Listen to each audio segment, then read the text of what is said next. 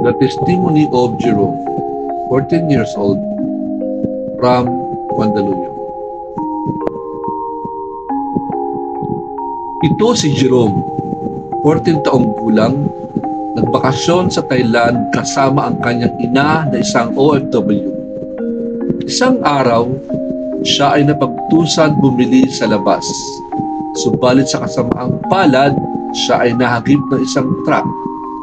Sa sobrang lakas ng impact, nauwi ito sa kanyang pagkakumatos ng 6 na buwan.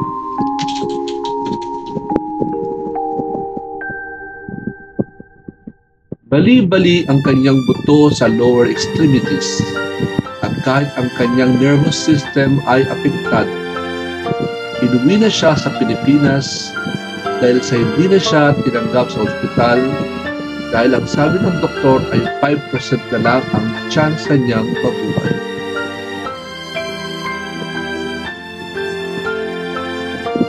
Halos mawalan na sila ng pag-asa.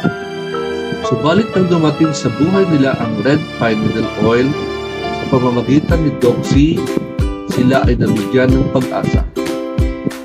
At sa pamamagitan ng tuloy-tuloy na pag-inom ng RPNO sa tulong ng Infinite 9, pagdating siya masayon, unti-unting gumaling si Jerome. At sa loob ng 1 taon na pag-inom ng red pine needle oil, luya na siyang gumaling at nanumbalik na ang kanyang sigla.